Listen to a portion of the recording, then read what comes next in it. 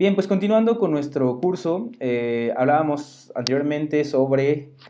que queda pendiente explicar un poco sobre el proceso de diseño de una vía urbana y hemos tratado de hacerlo de manera más general posible para que ustedes también se adentren a conocerlo propiamente, dado que pues, el curso pretende orientar, al menos en aspectos generales, cómo podemos propiciar el proceso correcto de una vía urbana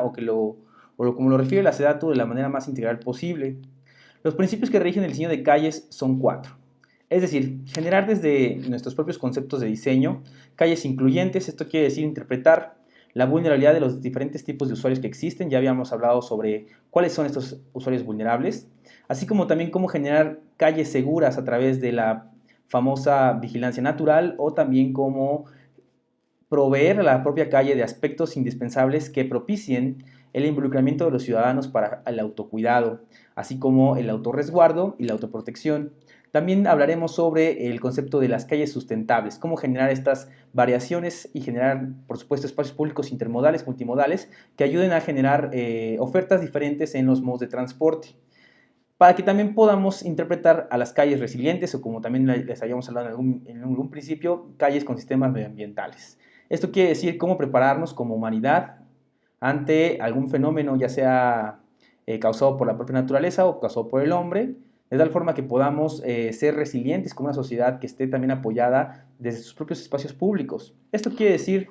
que si tocamos el primer tema de calles incluyentes, ya habíamos hablado sobre cómo hay una variación en cuanto a los modos de transporte que no han sido del todo en su evolución concebidos en su adaptación a los asentamientos humanos, pues de una forma integral y sobre todo con perspectiva de género. E incluir la movilidad de las personas, sobre todo de las mujeres, a los estudios es sumamente vital para interpretar la serie de vulnerabilidades con las que nos enfrentamos todos los días, y que si bien merman en la continuidad de cada uno de los propios modos de transporte a lo largo de las etapas de evolución de los asentamientos humanos, pues ha habido una evidente tendencia hacia la discontinuidad, interrupción, etcétera, y vulnerabilidad sobre todo de las mujeres en el espacio público, siendo también, por supuesto, el enfoque a los traslados en automóvil, dadas las circunstancias de las expansiones urbanas, y con ello pues la creación de los suburbios y la falta de habitabilidad en los propios centros urbanos o cascos históricos, que se van pues cada vez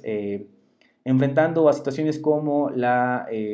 propia poca habitación, es decir, el abandono de los centros históricos, de los cascos históricos, y la proliferación de vivienda social, la vivienda de otro tipo hacia las periferias, y que van propiciando pues que la gente empiece a mudar sus propios hábitos hacia la concepción de una dependencia del uso del automóvil.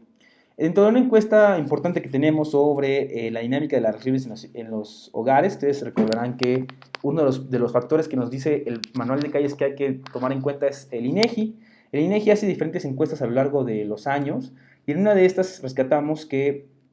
el 38.7% el porcentaje de mujeres han experimentado,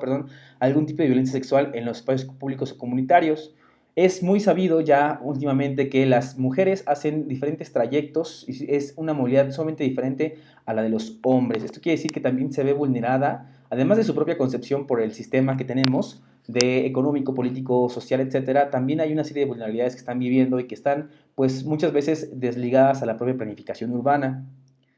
Como ustedes saben, el manual de calles tiene un principio que siempre vamos a rescatar aquí. Lo que ven a continuación es una tabla que habla sobre la función de una vía urbana enfocada a dos ejes, el eje de la movilidad y el eje de la habitabilidad. Esto quiere decir que a mayor velocidad hay mayor capacidad vial, sin embargo, a menor movilidad hay mayor habitabilidad, hay más actividades estacionarias, hay mayor acceso a los bienes y servicios, y esto involucra, por supuesto, una menor velocidad. Esto fue adaptada del Instituto de Transporte de Londres, en donde podemos evidenciar precisamente que hay una especie de semaforización en donde podemos interpretar que cada uno de estos elementos nos va a ayudar a mejorar la concepción de una calle segura o una calle sostenible. Lo que vemos a continuación en pantalla son las necesidades del trabajo productivo y las necesidades del trabajo reproductivo. Es por esto que decimos que se ha mencionado anteriormente que los trayectos entre las mujeres y los hombres son diferentes, siendo los trayectos de los hombres más productivos, casi lineales, en donde encontramos pues orígenes destino muy marcados, casa, habitación y recreación de una forma casi sistemática. En cambio, el de las mujeres viene siendo reproductivo, sobre todo por los trabajos que tienen ligados al hogar o la propia pues distribución del cuidado de los niños, que está más ligada hacia las mujeres en la mayoría de los casos, pero no es una generalidad absoluta como todo caso. Entonces, en esta concepción de los procesos de diseño de una vía urbana, nos dice el manual de calles que hay que interpretar a los diferentes usuarios y a la hora de generar estos indicadores y sobre todo el tipo de aforos que estemos pensando hacer, pues notemos y hagamos evidente que hay una distribución diferente entre los aspectos que tiene una mujer a la hora de moverse en el espacio público y a su vez en cada uno de estos destinos tiene vulnerabilidades que hacen que cada vez caminen más o por supuesto también hay una notoria transición de el caminar o abordar un transporte público, una bicicleta, hacia un transporte motorizado, sobre todo por todas las condiciones de seguridad que oferta y que sin embargo aún así el ir y solventar tus viajes en un transporte privado no te hace exento por género de la inseguridad pública. Muy bien, entonces encontraremos en la tabla número 6, cuando habla de las funciones de la vía, este indicador importantísimo que habla sobre la función entre la movilidad y la habitabilidad. Hemos destinado un capítulo específico de este curso para ello, pero sin embargo aquí damos una introducción. A mayor capacidad vial, efectivamente habrá mayor velocidad. A menor capacidad vial y menor velocidad hay mayor habitabilidad. Esto quiere decir un mayor acceso a bienes, servicios, actividades estacionarias que permiten la menor velocidad. Hablábamos hace un poco sobre este tipo de factores que propician la velocidad baja, que es una mayor vigilancia y una mayor, pues, un mayor entendimiento sobre el ecosistema urbano de cualquier tipo de los usuarios, sea un usuario una persona que se va a mover a pie, que anda en bicicleta o que anda circulando mediante un automóvil o que es usuario o usuaria de pasajero, perdón, una pasajera o un pasajero de transporte público. Es así que para que podamos entender un poco más sobre el balance entre función y forma y uso de una calle urbana, hay que entender que todas las calles como espacio público tienen vocación. Vocación ya sea que también sea definida por su propio espacio, el espacio que hay destinado para cierto tipo de transporte, cierto tipo de modo de transporte, así como también es importante determinar su función dentro de la red vial, si es una calle primaria, secundaria, local o otro tipo, porque por supuesto hay diferentes a las estándares. Forma de la vía, si es recta, si tiene ondulaciones, si tiene pendientes, etcétera. Y también el uso propio del que se está caracterizando a esta vía pública o esta calle. ¿Para qué? Para que entonces podamos permitirnos evaluarla mediante indicadores, la sincronización presupuesta de cada una de los modos de transporte, así como también generar o provocar una adaptabilidad de la propia vocación de la calle en función de estos tres aspectos. Para entenderlo mejor,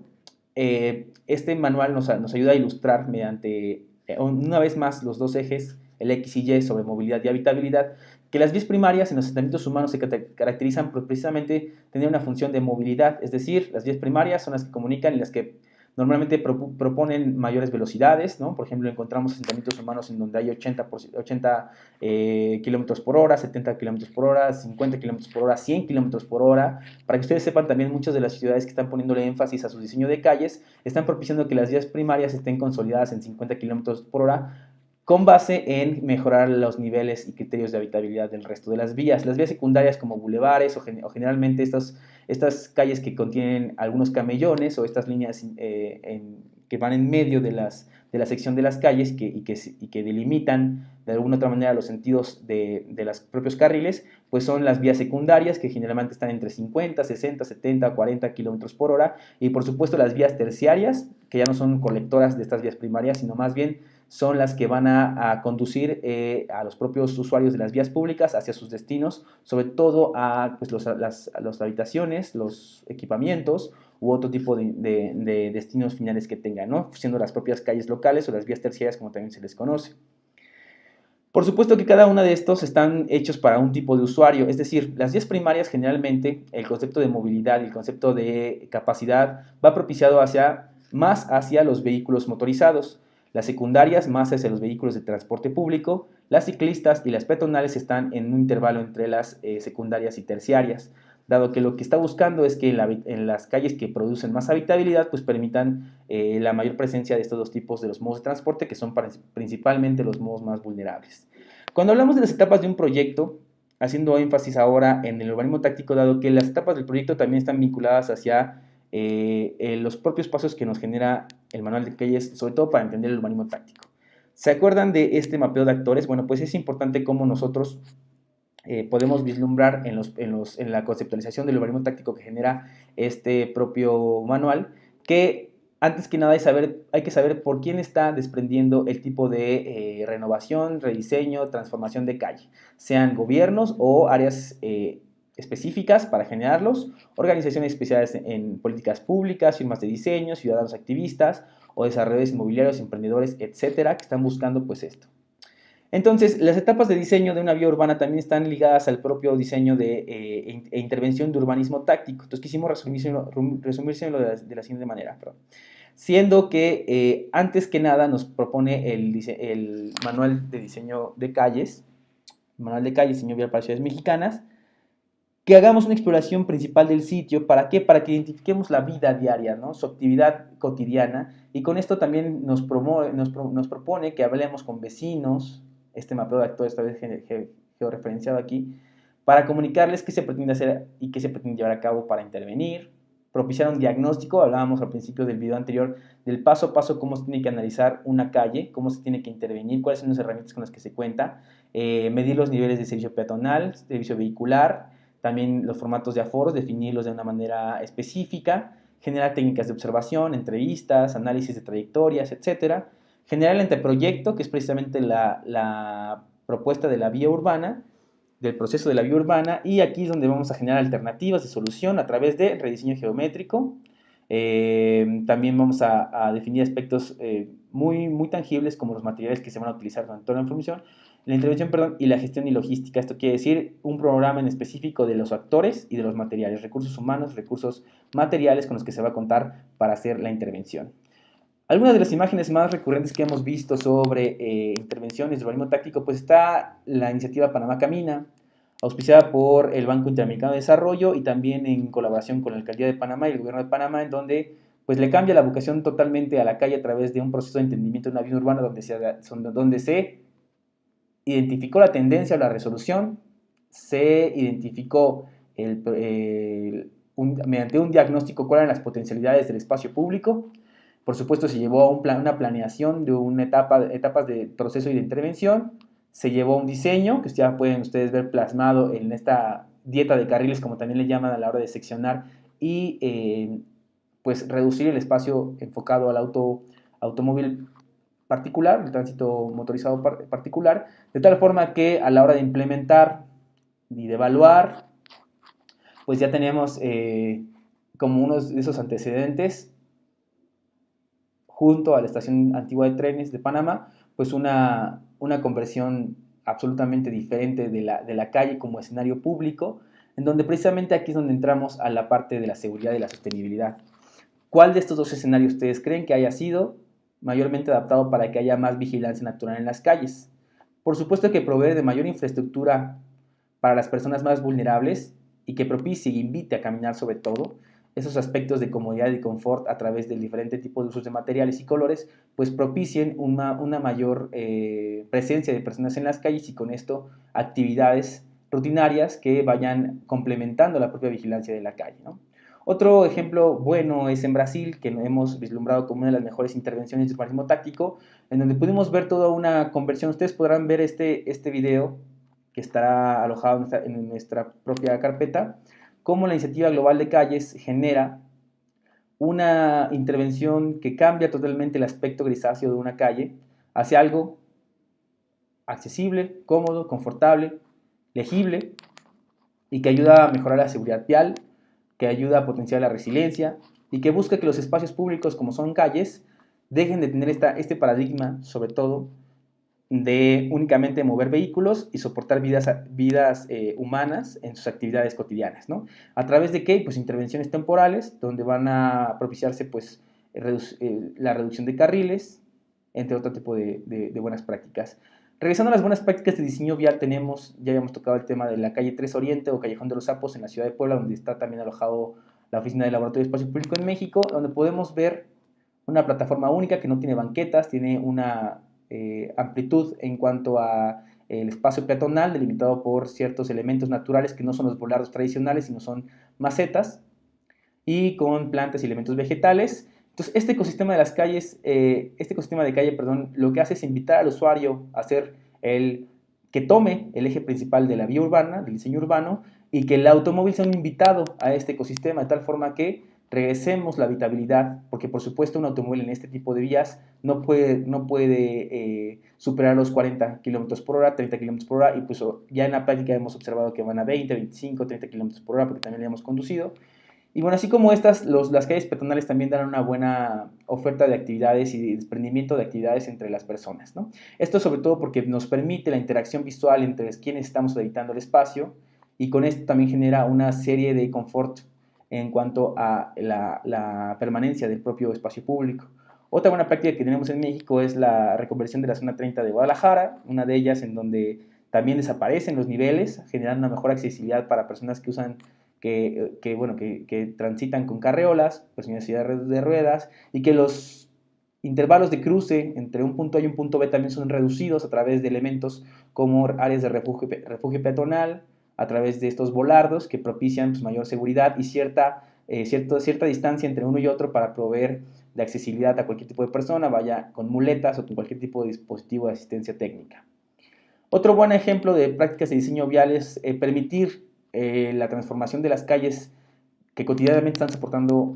vehículos hacia fines de semana o días en específico al mes, en donde se proponga cerrar las calles o abrir las calles precisamente hacia la dinámica de la utilización de la calle como otros factores. En este caso, el paseo ciclista de la Ciudad de México, que ya lleva bastantes años en práctica, y que, bueno, así como en Bogotá y en otras partes del mundo, están dando pues un respiro de congestión, de ruido, de contaminación a los asentamientos humanos. Uno más en donde tuvimos un poco más de vínculo, dado que estuvimos aportando un poco de relación con la gente que estaba involucrada al ejercicio el ejercicio piloto para cerrar las calles del Centro Histórico de Puebla o abrir las calles a las personas únicamente, fue el programa Ándale. Ándale fue el programa de semipeatonalización del Centro Histórico de Puebla, en donde a través de una serie de elementos de confinamiento, como pueden ver aquí, se cerraron algunas calles específicas, se propiciaban algunos elementos en donde la gente interactuaba con la calle y bueno, se empezaba a convertir en un espacio público diferente al tradicional. Entonces, regresando a la tabla de habitabilidad que nos proponen las etapas de diseño de la vía urbana, entonces tenemos aquí pues calles enfocadas más a privilegiar el habitar, el estar, el recrearse dentro de una vía urbana que únicamente el de transitar. Otro ejemplo bueno que pudimos observar es en San Luis, en donde pudimos entender una dinámica de diseño urbano interesante. Lo que pueden ver aquí es que la calle se divide en diferentes tipos de propuestas para alternativas de habitabilidad. Por un lado, en donde no existe arbolado, están los frentes que están propiamente constituidos en diseño arquitectónico más tradicionalista, clásico, neoclásico, y a través de estos elementos que son diferentes a lo contemporáneo, pues también hay menos espacios para la permanencia de personas. En cambio, en el otro frente, en donde se promovieron cambios de usos de suelo y sobre todo modificaciones a la arquitectura inicial, podemos entender que en esta calle, en el centro histórico de San Luis, pues entendemos que haya elementos como comercio, fachadas activas, frentes activos, y también pues la posibilidad de sentarte o permanecer en la serie de mobiliario urbano que genera aquí, además de añadir este elemento indispensable de sombra, de la cual ya hablábamos, que provee por supuesto de mejoras a la humedad propia del sitio, y que pues también con esto promueve una interacción diferente, ¿no? A lo mejor en donde las prácticas nos den a entender que una propia calle puede servir de diferente tipo de escenarios dependiendo de la vocación misma. Y así como estos, volvemos a los ejemplos que les hemos presentado, en Paraná, en Belo Horizonte, en Brasil, podemos entender cómo hay esta ampliación del camellón, la propia dotación de una sola plataforma para cruce. En Barcelona, cómo se reguló el estacionamiento en la vía pública y de tener estos remanentes urbanos, pues hacer un poco más compacta la intersección y llevar hacia un mejor proceso de diseño, sobre todo la ampliación y la provisión de zonas de estancia y de permanencia a través de mobiliario urbano, arbolado, que ayudaron a mejorar la habilidad misma pues de la calle para propiciar entornos más seguros. Bueno, aquí vamos a dejar un poco sobre el proceso de diseño de una vía urbana del manual de calles. Dentro del video descriptivo ustedes van a poder encontrar una serie de elementos, de actividades que nos gustaría que llevaran a cabo, sobre todo para que entendiéramos qué tan claro quedó cada uno de los procesos en los que conlleva el manual de calles y sobre todo pues la importancia misma de cada uno de los procesos de diseño de una vía pública, así como de urbanismo táctico y bueno, pues otros que rescataremos más adelante. Entonces no dejen de ver la descripción de este video para acceder a la propia dinámica de las actividades y en el siguiente video les enseñaremos a utilizar una herramienta sumamente indispensable para generar transformaciones inmediatas de procesos conceptuales de diseño de calles. Entonces, pues por mi parte eso sería todo y nos vemos en el siguiente video. Muchísimas gracias y saludos nuevamente a todas y todos.